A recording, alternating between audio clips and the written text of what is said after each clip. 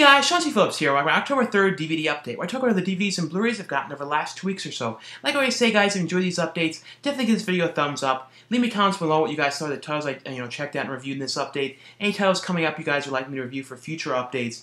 Now, the first one I got from Shot Factory's Scream Factory line is a new movie called Gravy. It's a pretty interesting movie. Weird, quirky, dark comedy. It has some pretty cool music in this as well. Like a lot of 80s songs and some really cool, big ones, too, that definitely, was cool that they, got them for this movie. But the movie's basically about a group of people who are working at a Mexican restaurant. The place is just closing. They're getting ready to clean up for the night.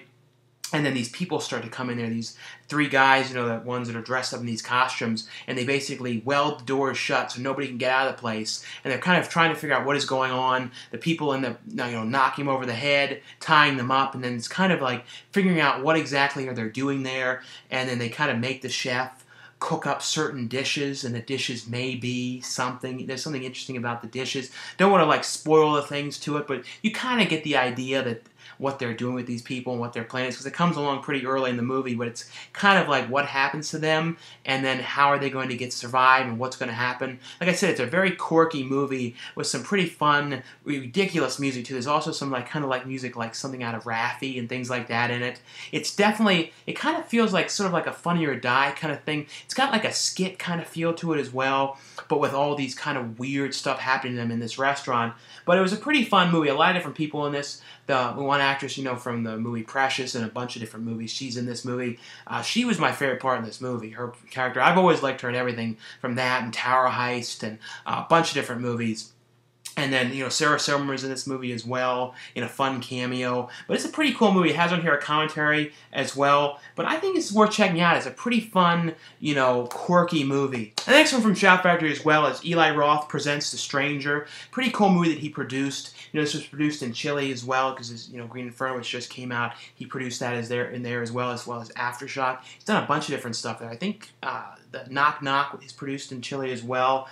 The movie's basically, though, about kind of a vampire movie about this guy who is infected by his girlfriend, and she ends up kind of getting away from him. He kind of finds out about what's happened to him, and he wants to end up killing her. He ends up kind of running off and plans to try and kill himself, and then these bad kids kind of beat him up out in the middle of the streets. This one kid ends up seeing what happens and ends up, because the guy's kind of left for dead, and this whole town is kind of got corrupt stuff going on, but he kind of is left for dead. The kid ends up taking him back to his house, and it kind of starts a whole chain of events of him doing this and him trying to protect them, and then the people who attacked him, wanting to go after him and have him killed, and that's kind of what it is. It's a relatively interesting movie. It has a different kind of take on a vampire movie and things like that. It has on here, though, Welcome to Chillywood featurette, about shooting it there, a short film, The Fourth Horseman, but a pretty cool, different take on a vampire movie, and really like the kind of stuff that he's produced there as well. But, the Green Inferno, though, was amazing. But this was, like I said, he didn't direct this one, he just produced this one. And the next one from Shot Factory as well, and this is the sequel. I've never seen the first movie. This is the Return of Count Yorga, which is a really ridiculous, fun movie. It's basically about this vampire, and like I said, I've never seen the first part of this, but I don't think you really have needed to get it, because it's kind of its own standalone thing, and what I was reading to, it kind of is its own thing, kind of almost like a remake in a way. So that's what some people were saying, but it's basically about this vampire who becomes obsessed with this woman who works at an orphanage, and he basically goes there with all of his minions and all of his vampire women to try and to go and kidnap the woman, and then they kill all these other people there, but then there's these 2 people who end up, surviving, this kid and this deaf woman, and it's kind of them trying to tell the cops that they saw all these people getting killed, and they saw what happened to them, and, saw all these bodies and everything, and the cops are not believing it, because they're like, well, we don't see any bodies, we don't see any sign of this, and they're kind of thinking they're crazy, and it's kind of the cops trying to figure out what's going on, why the woman was taken back to Count Yorga's castle, and kind of, put under his spell, to kind of fall in love with him, and that's kind of essentially what it is. I don't know what to say it's kind of like. It's like a very comedic kind of vampire movie with like kind of almost like something out of the Munsters or something with that kind of thing. You know, that's kind of what it feels like. It's from 1971, so it has that real 70s kind of vibe to it. And like the scene too, like there's a costume party scene at the orphanage, which was ridiculous. Like it's a really, really fun movie. It has on here a commentary track with film historian, you know, theatrical trailer and radio spots, and you know, good trance for this one as well. The next one from Disney. This movie, I couldn't believe when I was watching this, when I looked up the date, I totally forgot this was as old as it was. For some reason I thought it was like 94, 95. I looked it up, it was like 92. I totally forgot this movie was this old. Because I'm like, I remember watching this in theaters and really liking this. And the sequels to these are going to be on Blu-ray as well, but they're like Disney Club things, and then I think they're going to be, you know, released everywhere, I think in like January or something. And it's, you know, Disney's Aladdin, which is one that there's been that region-free release of this for a long time. I think from the UK, I was always looking at it, thinking, am I going to get that? But I always kind of knew at some point there was going to be a US release of this one, so I'm glad that I waited. But if you guys haven't seen the movie, it's basically about you know, this basically about Jafar, who ends up wanting to go inside of this kind of cavern, you know, this lion's mouth, to try and steal this lamp, but only a certain person with a certain type of person can end up going into this. So he ends up finding, you know, Aladdin's character, who's like lives on the street and has no money and kind of like homeless and stuff like that. Well, that's kind of a weird way to talk about it, but that's essentially what it is. But he kind of gets him to go in there and to steal the lamp, and he plans to get the lamp away from him. Of course, though, it doesn't work like that, and he, you know, Aladdin ends up letting out the genie, and he ends up having his wish, which is to be prince, because he ends up meeting, you know, the princess, you know, when he's a homeless guy, you know, living in the streets. And you know, it's funny to talk about this in like detail like that, but that's essentially what the movie is, you know, the genie is voiced by Robin Williams, and this isn't a movie you talk about in this kind of detail, but you know, that's what the story is. But I love this movie. You know, it's one of those movies that you end up, you know, singing along to this, like Arabian Nights, just like Arabian Days, and all those ones. I don't know. I've always loved this movie. It was always probably my second favorite of all the Disney movies from like when I was a kid that I remembered seeing. Like Little Mermaid was always my first, then this one, and then Lion King. But you know, an amazing transfer on these as always. Disney always does a great job on these, make them look like new movies. Like it looks, to me, it looks better than it did when it first came out. And has on here too a new thing which is pretty cool, which is outtake recordings with Robin Williams. You know, he was doing like improvising and things like that for the genie takes. But you know, this is on, everybody knows Aladdin. Definitely pick this up. Great transfer on this. You know, really cool too to have that new feature on there as well. And it has all the old features from the DVD as well. The next one from Warner Brothers is the movie with, you know, Dwayne "The Rock" Johnson, and this is San Andreas, which I saw this in theaters. Really liked this movie. I thought it was a pretty fun movie. I like, you know, The Rock in movies. You know, I always still say The Rock, but I always like him in movies. And this movie's basically about this terrible, like, quake that is happening in, you know, in the San Andreas Fault, you know, in California. You know, I'm in California, so it's like, when you watch this, you're kind of like worrying, like, oh, this could happen here. And, because, you know, it does, but nothing of this extent. And if this is kind of like, everything is getting destroyed, and he's, you know, flies around a helicopter and does rescue missions and rescues people and things like that, does search and rescue. And of course, though, when this is all happening and, you know, his daughter is in one place and his ex-wife is in one place, and it's kind of him trying to get to them and rescue them, and like, is he going to be able to save them? Is he going to be able to find them because all the communications are out? But like, to me, this is seriously a fun movie. Also scary though too, because of what's happening, and because it's something like, you know, this could happen someday to this extent, which would be scary. But still, it's a really, really well-made, you know, disaster kind of movie. It has on here the San Andreas Fault line, you know, about the movie scoring the quake, commentary, deleted scenes and gag reel and a stunt reel. But I would highly recommend you guys check this out. The next one I got from Warner Brothers is The Gallows, and this is pretty cool. It has on here the original version of the film. I had no idea when they did this movie. They actually shot, you know, before Blumhouse picked it up, they actually shot the whole movie. Then when Blumhouse came and picked up the movie to release it, they were originally going to release it just to direct-to-video, but then they went back and reshot 2 different times, a whole bunch of new scenes. They kept a couple of the stuff, but some people changed in it, had a different wraparound, a different ending, a lot of really different stuff to it. I'd say ultimately, though, the version that was released theatrically when they kind of polished it up was the best of it. But the movie's basically a found footage movie, which I thought was actually pretty effective. You know, I saw this in theaters as well, really liked this, and it's basically about a school play. It was in 1993. They're putting on this play. This kid ends up getting, you know, on the noose thing, he ends up actually getting killed in it because that backfires on him. And 20 years later, the school is going to put back on this same play where the Charlie character was actually killed in real life. And of course, putting this play on is really a bad news. And they're making it's all kind of filmed by the one kid who's basically one of the football kids is kind of being forced into doing this play. Like, they have all the football guys kind of have to be in this play because it's kind of a requirement. And the one guy, is the main kid in the play, is really not very good, and the friend who's filming the whole thing is like, you're embarrassing us, you're going to embarrass yourself, and you got to get out of this play. And he doesn't want to get out of this because he really likes the girl that he's playing alongside in it and kind of wants to, get with her, and he doesn't know what he's going to do. So they kind of come up with the idea of going to the school that night, destroying the sets, but then he doesn't have to be in this play, and then it won't end up happening. Then he doesn't have to worry about telling her he doesn't want to do the play. But essentially, though, they go to the break into the school at night.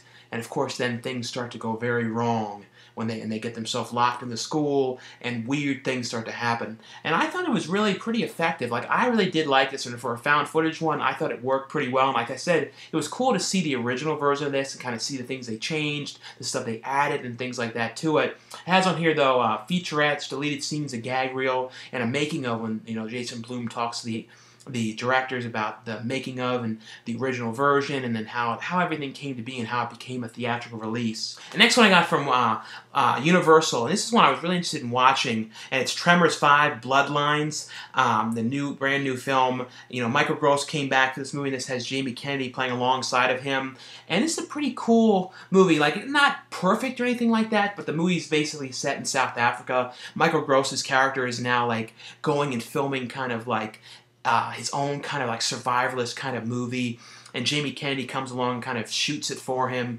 and he's like doing all kinds of crazy like bike things, jumps and stuff, but he's basically helping film this survivalist stuff for him, and Michael Gross's character is kind of selling sauces and kind of doing all kinds of like things to try and make money, like marinades and all kinds of stuff to marinate snakes and stuff like that. And he hears about that there's a sighting of the grabnoids, the tremors in South Africa, and of course they hire him to go out there. Jamie Kennedy's character comes along with him to go and kill and eradicate the tremors. So he's out there trying to kill them, and there's a lot of stuff of people out there getting killed by them, and the characters like the tremors ones that fly and all those kind of ones, they're in this as well. There's some pretty cool kill scenes and stuff like that. Not all of them were amazing.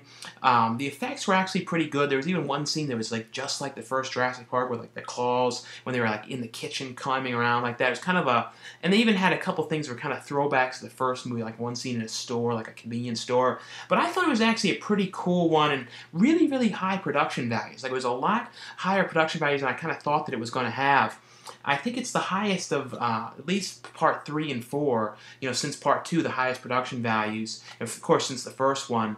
But I would recommend checking this out. It's a pretty cool new sequel, not perfect or anything like that, but I liked it, and it has on here deleted scenes, outtakes, and a making of the film, and like I said too, really good picture on this. The next one from Sony is Insidious Chapter 3, which is the prequel to the Insidious films. I always love all the Insidious films, the first 2. This one was not directed by James Wan. This is Lee Wainhell, who wrote the other films, but he directed this, and I thought he did a really good job, having the same kind of feel to it.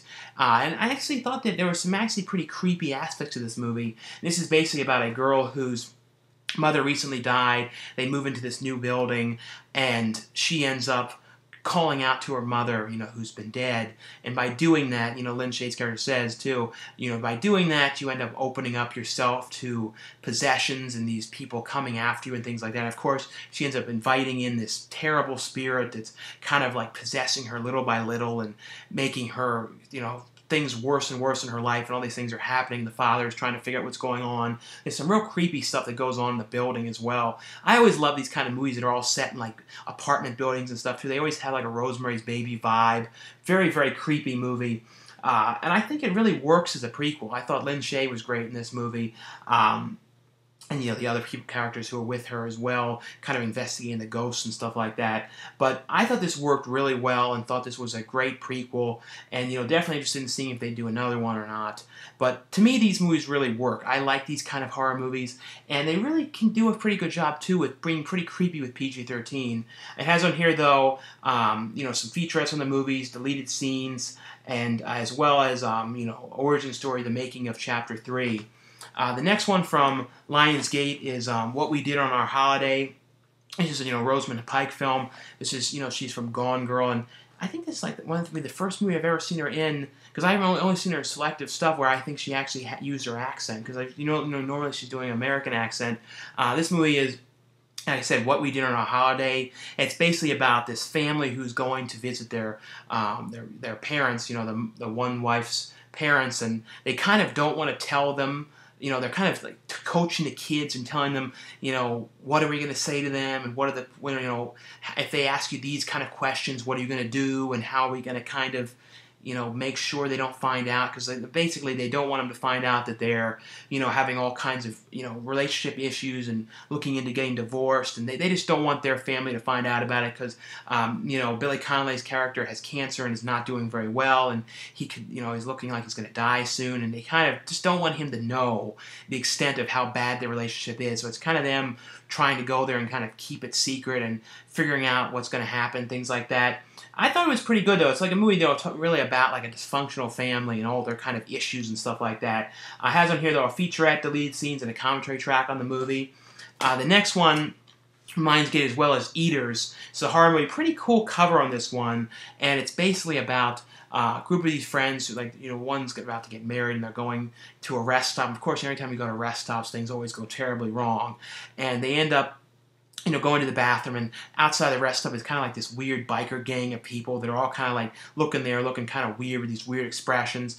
And the one ends up going into the bathroom, and they're like waiting for her. She never comes out. The biker gang ends up all disappearing. So they all end up kind of convinced that the biker gang took the girl, and so the people end up driving after them, finding the biker gang and kind of confronting them, and was a really bad thing to have done, because they did that, took their keys to the gang's thing, and ends up, realizing that the girl is not with these people.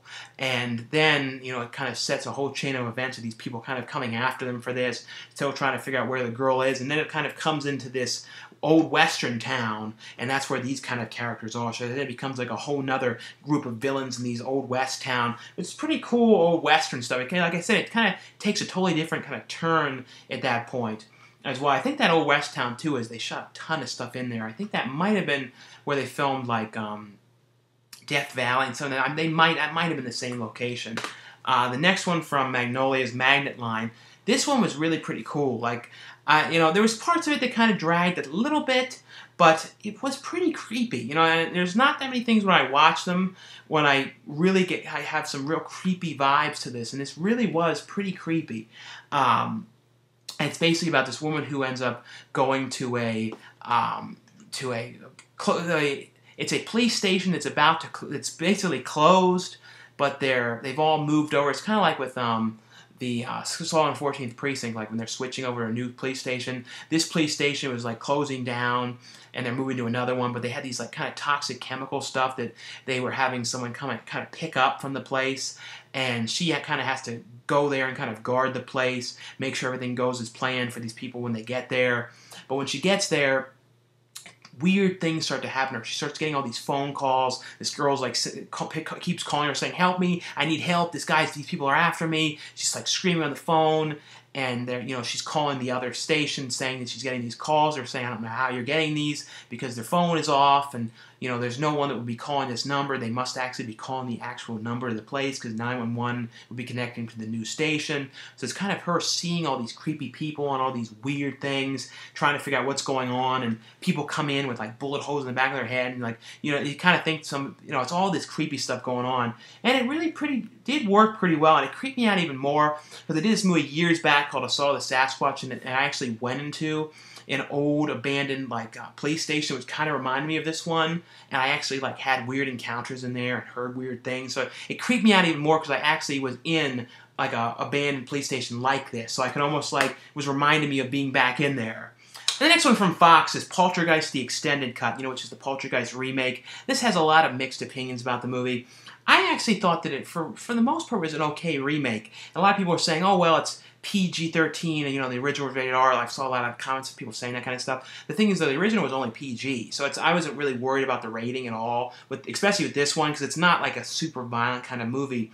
But it has on here the extended cut of the movie as well, and alternate endings, but if you guys haven't seen the movie, it's basically about a family that ends up moving into a new house, and of course, when they get there, weird, ghostly things start to happening, things going on with the TV, things around the house moving, and the one girl, Carrie, the youngest daughter, ends up basically going missing, and you kind of hear her voice in the distance going, and they're trying to figure out where she is. And what they changed with this one, though, was having, instead of an old woman coming in, he's like, Carrie Ann, come to life, Carrie Ann. It's a guy who's kind of a famous guy on a TV show, kind of like Ghost Hunters, that comes in to try and find out where Carrie Ann is and see if he can, talk to the spirits and bring her back out of the light. But I don't know, I like this movie. Like I said, it's not perfect or anything like that, but for the most part, it really wasn't horrible at all.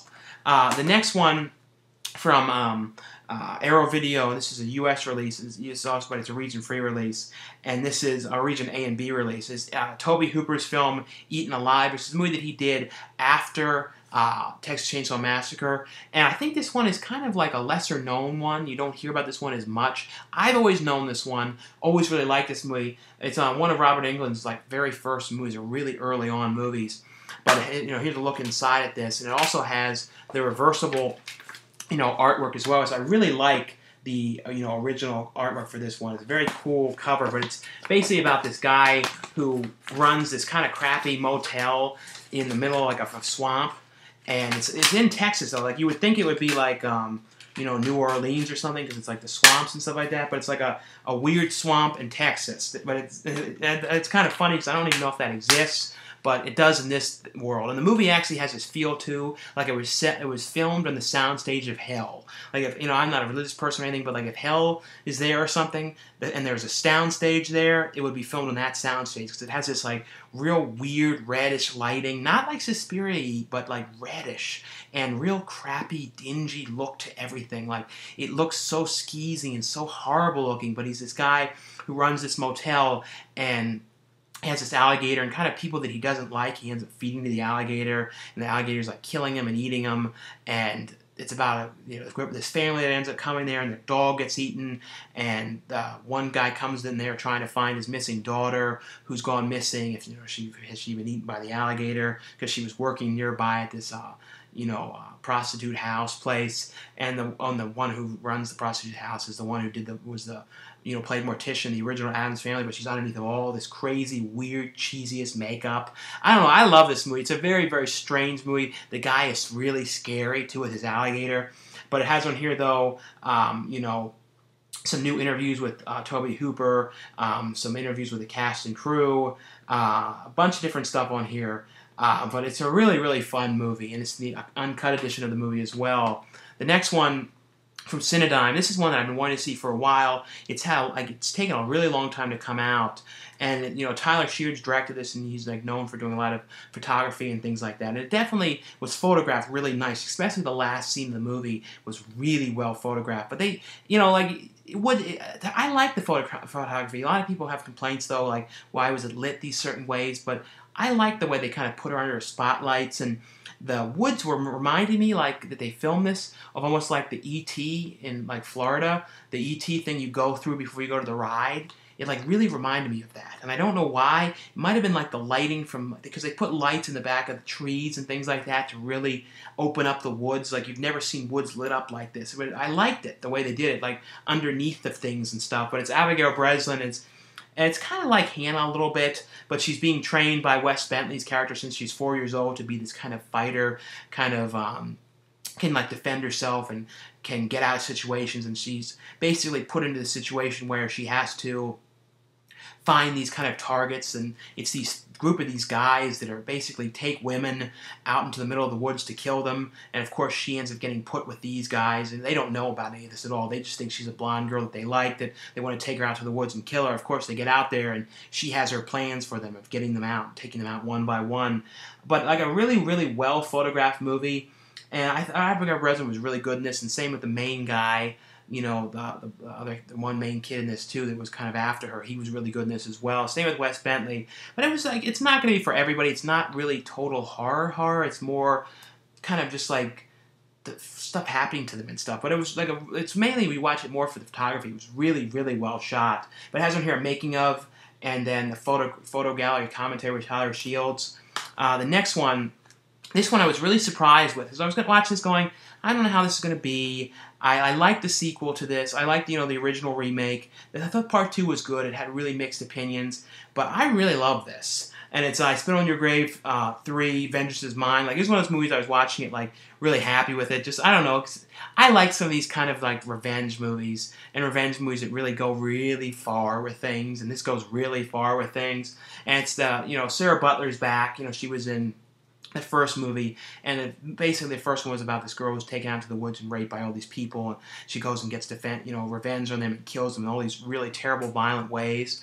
And this new one is her, years later after the event and what happened, and she's now in a support group where people who've been raped kind of talk about it and kind of try and find closure, and she meets these people there. She meets this one girl there she becomes friends with, and they kind of talk, and of course the girl ends up getting killed by her ex-boyfriend, and she ends up going and kind of it makes her snap. She wants to get revenge, and because the ex-boyfriend ends up getting off because they don't think that he did it, or there's not enough proof. So she kind of snaps at that point and wants to get revenge against him and other people in the group who have been wronged and people who have raped them, things like that. She wants to kind of go after them and get these revenge on them. So it gets like to really crazy levels, and you kind of know some of this kind of stuff that's going to happen. You can kind of guess, just a lot of stuff happens, but I don't know. I really love this. I wish it had some features though, because like I would love to have seen like some behind the scenes stuff on this.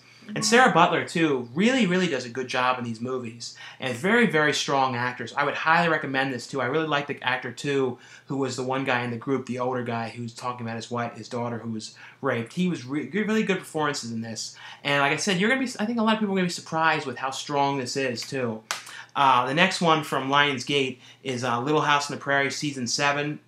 And it doesn't look like they're going to be putting out Blu-rays anymore of the last couple seasons, which is too bad, but still I'm glad they're still coming out, because I always like this show. It's just a really, one of those kind of shows you kind of chill out and watch. It's, very dated and like real 80s and stuff like that, and has that, set in like, I don't even know what years you would say these were set in, but it was like kind of about a family though that lives out in the countryside, and kind of all the kind of things that happen to them and stuff like that. This one has episodes on here when the Ingalls are considering adoption, and the townsport people fight for equal rights and things like that. There's certain episodes in this, like I said, all the episodes are uncut.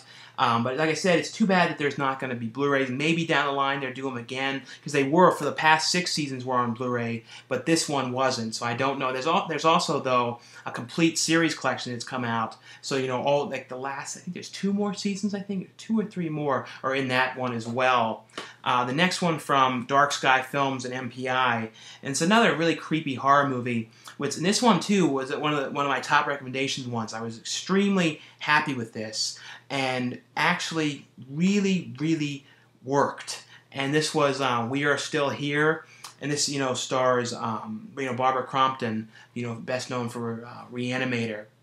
And We Are Still Here is basically about this house which has this terrible past of everybody getting kind of killed in it, and all these kind of things happen to them in this couple. And I also liked too that it was an older couple. It wasn't like younger people. It was older, like more like older people, like in their 50s and stuff. Instead of like some of these movies they do real younger people. It was a different kind of movie, and I liked that. It wasn't the typical route that all these movies go. It felt more of an old school 70s kind of vibe to this movie.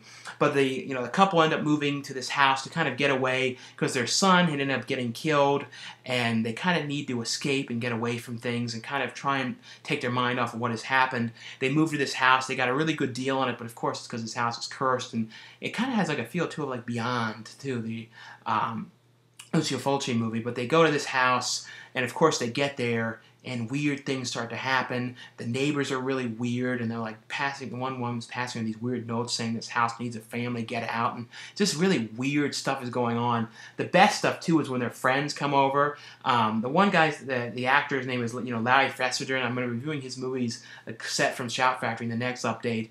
But he's an actor in tons of stuff, and directs movies as well. But he was great in this movie, and Lisa Marie too. You know, who was in tons of Tim Burton's early movies like Ed Wood and things like that, is in this movie. And I love their stuff when they come into the play of this movie. But very creepy and really gory stuff happens in this, and really works. So this one definitely, guys, a top recommendation for a cool haunted house movie with some really cool gore too, like super gory and really strong, and actually works and will not bore you in any way. Because sometimes haunted house movies can be very slow. This one wasn't. The next one from Twilight Time, these are limited edition to 3,000 editions, is the Charles Bronson film 10 to Midnight, which I had never seen this one before. And this is basically about a killer who's going around, and it's kind of almost like the Naked Killer. When he goes to kill these women and stuff like that, he always gets butt naked, chases the women through the woods, strangles them out there, and kills them in their houses. It's like this thing is getting butt naked, and it's Charles Bronson is kind of trying to track down and find this guy, figuring out how he's going to find this killer. It's a really fun, weird movie. It has some pretty cool 80s music in this as well. I like this one. It has an isolated score, audio commentary, but a really good transfer in this one as well. But it's one of these Charles Bronson ones that I feel like I hear about it as much as some of the other ones. But I would check this out. It's a really pretty fun, crazy one. The next one, this is another one I had never seen before, but really good, amazing synth music in this. It definitely inspired the movie Drive, the whole vibe of this movie. And this is another top recommendation one. I'm sure some of you guys know about this one. Like I said, I never seen this one.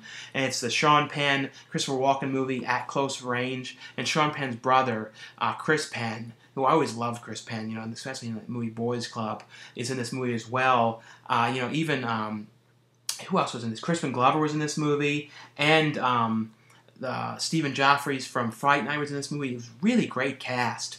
But it's basically about Sean Penn and his brother, and Sean Penn has not seen his father in years. He kind of vanished. All of a sudden, his father kind of comes back into his life. He's played by Christopher Walken, and his father's pretty much bad news. And he's got a lot of money. He's kind of running these weird side gigs of robbing people and stealing machinery and things like that. And it kind of brings Sean Penn little by little into his lifestyle, what he's doing, and it's kind of not a great influence on him. And kind of what ends up happening. And his friends, too, like the goons that are with Christopher Walken, stealing these places. The one guy plays, Bobby and Batman. He's in tons of stuff. That guy's great. Tracy Walter. And I don't know, they're these weird goons that are kind of with him going and doing these things. I don't know. I love this movie. This is really cool movie. Has an isolated score in this one as well. But check this one out. This is a really one you guys have got to watch. The next one from Paramount is South Park, the complete 18th season. Yes, it's hard to believe that it's been on this long. I remember watching the first season of this. The newest season has just started up, but this one is kind of the biggest stuff with this season was the stuff with the Lord, and Kyle's dad is doing the Lord. That's kind of saying that's who he is and stuff, and that it was a very good season. This season was really good. This new season is starting off kind of rocky. There's mixed, some are better than others this season, but they've been pretty good for the most part. I always love this show. It's always a fun thing to watch. Sometimes if you look back on them too, it's one of those shows that really captures the year exactly of what's going on, because they're always so up to date, on pop culture, because they film these, they animate these the week before, which is amazing they're able to always do this. But it has on here social commentary on each episode, mini commentaries with Matt Stone and Trey Parker, and deleted scenes. The next one is a documentary, another top recommendation for you guys. This is from Vinegar Syndrome's line, Equate Pictures. This is Dennis Hopper and the American Dreamer. This is one of those things, too, a lot of people never really know for sure what of this is real and what of this is a documentary.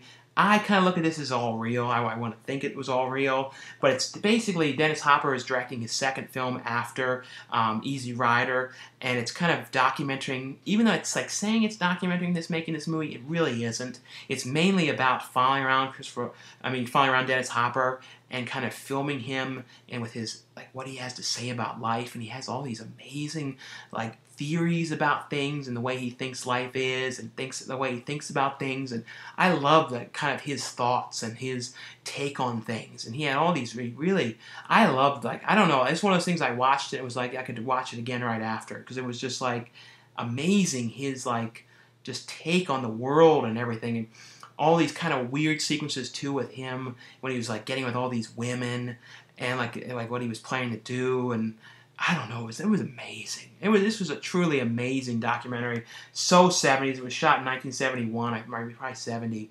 But if you like Dennis Hopper and you like documentaries and you like weird documentaries about him kind of having all these kind of crazy thoughts about things and almost was coming across like with these women like he could have been like a Charles Manson, like almost like wanted a cult of Dennis Hopper kind of feel to it. I don't know. And it has on here talking about the remastering of this. Great new transfer on this movie that was pretty much a lost movie. The next one from Fox. And this is one of those series I only saw like clips and pieces on TV, but I actually went through and watched every episode of this. Really love this show. The second season of this just started up. I'm definitely hooked on that, and we'll be continuing to watch that. But this is the Bill Hader, not Bill Hader, Will Forte's show. Last Man on Earth, which is basically about he ends up something has happened and everyone has vanished on the earth. Some kind of a virus, and it's him there all by himself.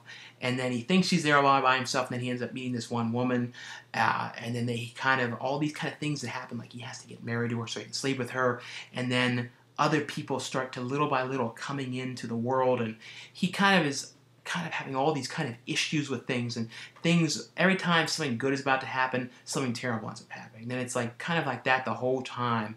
Every time, things are always getting ruined for him. It's kind of wondering how are things going to go wrong next for him, this world. And I kind of feel like if the end of the world happened and I was like one of the last people on Earth, I would kind of been like him, and things would have been like this and gone real wrong for me. But it has on here, commentaries on some of the episodes, deleted scenes, and a Q&A panel as well as a gag reel.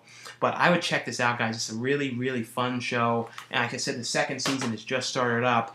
The next one is Fresh Off the Boat, the complete first season. This is from Fox as well, and this is a sitcom kind of show, basically set in 1995, I believe, or in the 90s, about this Asian family that it's kind of like a joke because it's like acting like they moved from China, but they didn't. They moved from Chinatown to a new town, and kind of about their struggles and stuff, and all focuses on the one son who's all into hip-hop music and things like that, and kind of about like all his kind of issues in school, and the kids are making fun of him for eating Chinese food, and they don't want to let him sit with them, and kind of all of his struggles and things like that at the school, and all the kind of things that go wrong with him. It's just a really fun show, kind of has a sort of a Malcolm in the Middle kind of feel to it. The next one from Warner Brothers as well is Leftovers, the complete first season, and this one is, the second season of this one is about the startup. It's another show about people going missing and kind of vanishing. This one isn't like everyone vanishes and things like that, like Last Man on Earth. This is only a very small percent of the population. I think like 2% or something. A very small amount of people have kind of vanished. And it's kind of about now that people are kind of moving on with their life and kind of still having to deal with the fact that certain of their family members have kind of vanished and gone missing. It's kind of like, was it the rapture? What was it? And the kind of people are still kind of trying to figure out what it is that has caused this and how they had to end up having that happen to them. It's a really, really well-made show, though, too, with a lot of kind of questions and stuff like that, kind of wondering what is going on. The star of this one too was Justin Theroux, but I like this one a lot. Like I said, I've only watched a couple episodes so far, but it has on here a commentary on the pilot episode, the making of Leftovers, and then a look at season 2 of the show as well. The next one is from Warner Brothers is He's a Bully, Charlie Brown. I was watching this and I was like, I don't remember seeing this one with Charlie Brown going to summer camp. And I'm like, when was this from? Is this like the 60s? Was this like a really early one? Then I looked it up. It was like 2006. And I'm like, man, they did a good job like making it seem like it was like a real early Charlie Brown. Because they're even like playing marbles. Because like I was thinking, I have not heard anyone talk about playing marbles in years. I'm like, that's just weird. Like I really thought that it was older than that. But it has it was a short summer Charlie Brown, which was a '60s episode of Charlie Brown, and then the Charlie Brown and Snoopy show, Snoopy Team Manager, which was an older one as well. But the new one or the newer one was basically he going to summer camp, and there's a bully there that's kind of bullying all the kids. But a cool collection, like I said, it fooled me. I really thought that it was old. The next one is a pretty good documentary, real inspiring too. And I'm sure you guys have seen the pictures about the kid who was dressed like Batman and kind of wondering all the stories and the origins behind it. It was a kid who has leukemia, and for his Make-A-Wish was that he wanted to be Batman. So it's kind of the documentary showing how the Make-A-Wish group had put together this huge operation in San Francisco about actors playing like the Joker and the Riddler and the Penguin and things like that, and kind of showing the guy who plays the large Batman and he plays a kid Batman, and kind of them coming together. It kind of shows the whole way the whole thing was put together. Really good one too. Like, it was one of those things too. I was crying a lot throughout the whole thing. It's just a real positive, nice story too, to see something that's done for this kid, and the scheme of how, like the grand scheme of how everyone came together in San Francisco and kind of participated in this was amazing. The next one I got from Warner Brothers is the complete second season of The 100. I talked about the first season of this one a year or two back. Pretty cool series. The series is basically about, in the future, something has happened to Earth and everyone is kind of going up into space, the survivors, and are kind of in this ark, and kind of like the survivors living up there. The place has gotten overcrowded, and they've sent 100 kids, like kind of like the undesirable kids and really aren't adding much to society up there, send them all back to Earth and kind of just kind of live on their own and kind of see what happens down there. Of course, they get back to Earth, and there's people still there, and there's kind of like these factions and these groups of other kind of people living there, and these tribes of people and all these kind of things, and it's basically they've kind of gone after them, and this season picks up after the first one about them getting killed, and a bunch of people have gotten killed, people have gotten separated. It's kind of them all trying to survive there in this new world, and it's a pretty cool series. It has on here a making of, a Comic-Con panel, gag reel, and unaired scene. The next one from Sony is the Norman Reedus film. This is from the creator of Walking Dead, produced this film, and it's called Air. It was an interesting movie. It's basically like in the world, like everyone has kind of died, and Norman Reedus kind of works this place where he's kind of in charge of keeping the air running to kind of keep alive these certain people that they need that kind of can carry on the humanity when they get things figured out in life. But things kind of start to go wrong in the place, so the one guy has to end up going out and they're trying to fix things that are going wrong with the air systems and stuff like that. But then they kind of start to discover stuff and stuff like that when they go out there to do it. I wasn't that intrigued by this movie, to be honest. Like, it wasn't that great to me. I like Norman Reedus and things like that. I really haven't seen too much of The Walking Dead, but I've liked him in the movies that I've seen him in, things like that. But it was okay. I didn't get too into this one. The next one is Dead Rising Watchtower, which is, based on the game. I wish they based it off the mall one, but I guess they couldn't because it would have been too much like Dawn of the Dead. But this is basically, the virus, and they kind of control the zombie virus. But this is Dead Rising Watchtower. They can control the virus with this kind of medication that kind of, if people are infected with the zombie virus, it kind of keeps them from turning zombie. But all of a sudden, something goes wrong with the medication, and people start to turning back to a zombie. And it's the character's kind of trying to survive and kind of hiding out, going from place to place, trying to survive this thing. And the one character is a news guy, kind of documenting the whole thing as it's going on. A lot of different cameos in this one as well. I thought this was pretty cool, though. I believe this was filmed for Crackle, or one of those things. I think that's what it's for. So it doesn't have a huge budget in some aspects, but a pretty cool zombie movie. The next one from Synapse is Mosquito, a Gary Jones film. I had never seen this movie before, but I was thinking, like, maybe it could have been on, like, I don't know if it was or not, but it's definitely the kind of thing that, like, would have been like Joe Bob Briggs kind of thing. And this is Monster Vision, and this is Mosquito, and it's basically about this alien waste stuff kind of makes these mosquitoes become giant, and they're kind of going around and killing people and like sucking the life from them. And Gunnar Hansen's in this is like a hunter out in the woods. It's about other people in the woods, kind of out in a camper, all getting attacked by these giant mosquitoes, trying to survive, trying to figure out how they're gonna live and not get sucked the life of them from these mosquitoes. There are some really ridiculous, cheesy, fun effects in this. Like I said, I'd never seen this before. Has on here a commentary, deleted scenes, behind the scenes footage. But this was I like this. It was just a fun, really, really cheesy, killer mosquito movie. The next one, and this one, you guys I'm sure are going to remember seeing this on Mr. Science Theater. And to actually watch it not Mr. Science Theater was kind of weird because you're kind of used to watching it with the jokes over it, so you kind of have to have your own jokes over this. Because this movie is known as like the #1 worst movie of all time, and it is the worst movie of all time, and it's known for that for a reason because it is terrible. But it's a terrible fun movie though, but it's bad.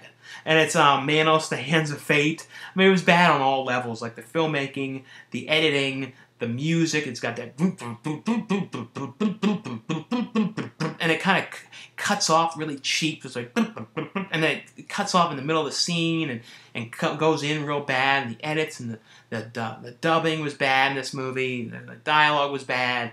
But it's about a group of this family that ends up getting kind of lost on the highway and end up going to stay at this. They stay at this one house run by Igor, and the master is Manos, and he's like, "Oh, you probably shouldn't stay here. The master wouldn't like it." And they end up staying there, and of course Manos comes back, and it's all this weird stuff happening. It's not really something you pay a whole ton of attention to. It's just a silly, ridiculous movie. Like I said, I know you guys have seen this, but it is a good transfer on here. It has also the Grindhouse edition of the movie, so you can watch it with all scratched up and real like bad scratchies and stuff. But they did a good job cleaning this up. Like you never thought you'd see this cleaned up like this. It has on here a commentary as well, and featurettes and the thing about how they actually cleaned it up. The next one from Cinedigm is 4 Got 10. It's a Dolph Lundgren film. Vivica A. Fox and Danny Trejo are in this as well. It's basically about a guy who ends up waking up in the middle of the desert, kind of not knowing what happened, kind of like he forgot everything that happened, and he's out there. There's like dead people around. There's all this money and drugs in the car near him, and he's kind of not sure what happened. He ends up getting taken in by the police, and they're kind of questioning him. And Dolph Lundgren is like the captain, the DA guy trying to investigate things. And it's kind of about all these kind of things happening, going on, about people kind of coming after him. Danny Trejo's character is the cartel who kind of wants his money back, and the money was taken. And it's all kind of stuff like that going on. It was pretty good, though. Nothing amazingly special, though. The next one from Alchemy is Zipper, which is with Patrick Wilson, and it's basically about a guy who is running to be a politician, and things are looking good, but it's kind of like he becomes addicted to sleeping with escorts and like all these different women and things like that. And people around him are kind of starting to notice about this. They're kind of saying to him, "You've got to keep your image clean. You're never going to be, elected. You kind of have to make yourself really like a clean. You can't. This is going to ruin you. You're not going to end up winning if people find out about this. You got to kind of have to cover this up, make sure this becomes hidden." And it's kind of about the people around him and things like that, and worrying that this is going to kind of come out and what he's going to have to do to keep this quiet so people won't find out about his addiction. Richard Dreyfuss is also in this as well as Christopher McDonald. And the last two are from Brain Damage Films. This one is Honey Spider, and I like this, but I for the life of me, when I was watching this, I'm like, I don't think there's a plot to this movie, and I don't think there is. But the movie is basically, though, well, it's like friends, this girl, this weird old man that talks to a girl who's a professor. The girl's all next working at a movie theaters, and that night at the movie theaters, the old man goes there and starts killing people, but he has a plan of what he wants to do. That's it. There's no plot. I mean, like, no offense to the movie, I liked it. I liked what happens. I liked the scenes. I like this movie that they watch. It's a real throwback kind of movie, like a real 80s and stuff, but there is no plot. There isn't. And I don't like saying something like negative about movies, but there isn't. And I, for the life of me, don't see the plot. But I liked what it was, and I liked the kills and stuff at the movie theaters, but there isn't a plot to it. And the last one is How to Kill a Zombie. This is about like a zombie outbreak that's happened with a father and son who were out in the middle of the woods, and kind of you know, they notice things are starting to go wrong and the zombies are kind of coming out into the woods, and it's kind of them trying to figure out how to survive, and they kind of go from place to place, and then other people kind of come together and they kind of hide out in the location. So a pretty cool zombie movie, like a different kind of technique, and it's not a real, like, super gory one, things like that. It's more like a father-son kind of thing with the zombies going on. But anyway, though, guys, that's all for this DVD Blu-ray update. Thanks again for watching and subscribing, and I'll see you guys later. Bye.